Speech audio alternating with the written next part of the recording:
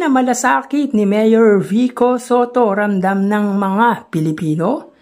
Iyan ang pag-uusapan natin patungkol sa kinabibiliban, hinahangaan at pinakamahusay na punong lungsod sa buong bansa ngayong araw po.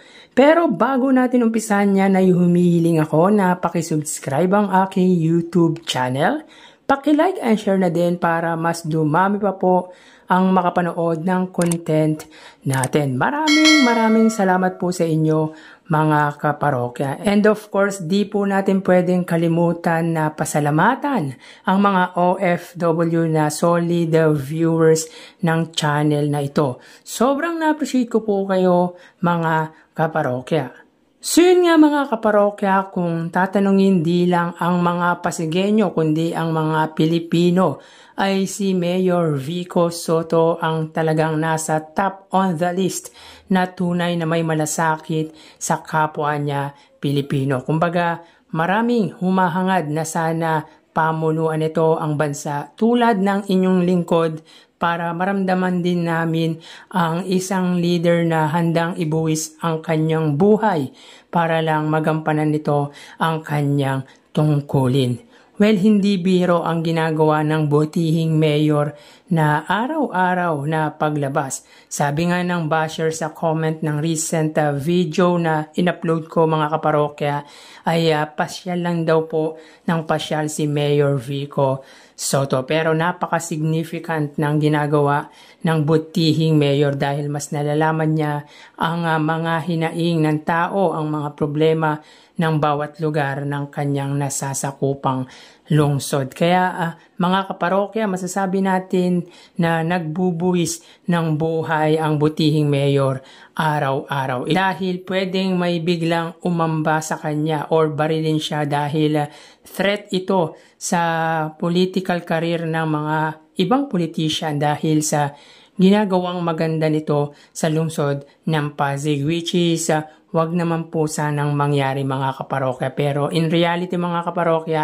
delikado po talaga yung ginagawa ni Mayor Vico Sotto. Kaya sobrang bilib tayo sa tapang nito. Siyempre, ang labanan, ang korupsyon, ang pinakadelikadong ginawa nito sa kanyang political career. Kaya hats off tayo kay Mayor Vico Sotto. Anyways, bakit natin nasabi na ramdam di lang ng Pasigueño ang tunay na malasakit ng butihing mayor kundi ng buong Pilipino dahil syempre hindi siya epal mga kaparokya.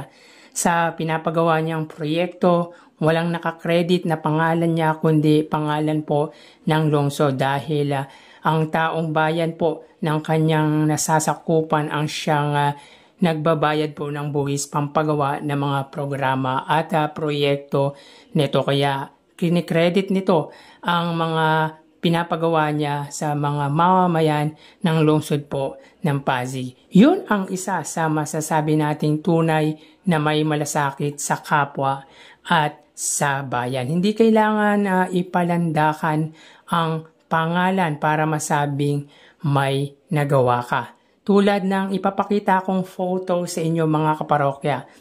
So dito may kita sa photo ang school supplies na handog ng isang LGU na kung saan may pangalan ng politiko and of course sa other side naman po ay school supplies from Pasig LGU. So dito pa lang mga kaparokya makikita na kung sino talaga ang may tunay na malasakit sa kanyang nasasakupan, sa kanyang lungsod at sa kanyang bayan. Kaya again, hindi maiiwasan mga kaparokya na ikumpara si Mayor Vico Sotto sa kahit sinong politiko dito sa ating bansa dahil alam ng mga Pilipino ang tunay na nagtatrabaho, yung hindi papogi lang, yung pakitang may nagawa.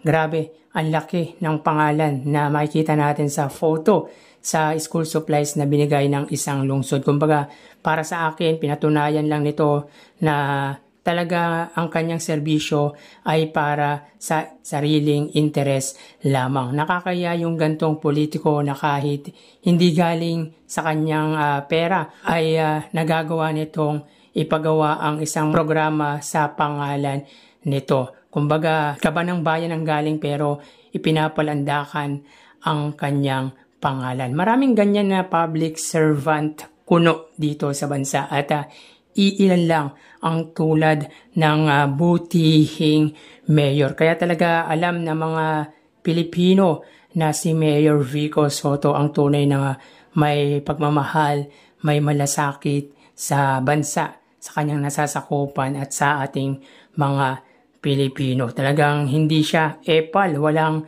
pinagawang proyekto na nakalagay po ang kanyang pangalan kundi nakakredit sa mga Pasigueño. So hanggang dito na lang po tayo mga kaparokya, mag-iingat po tayo palagi. Thank you and God bless.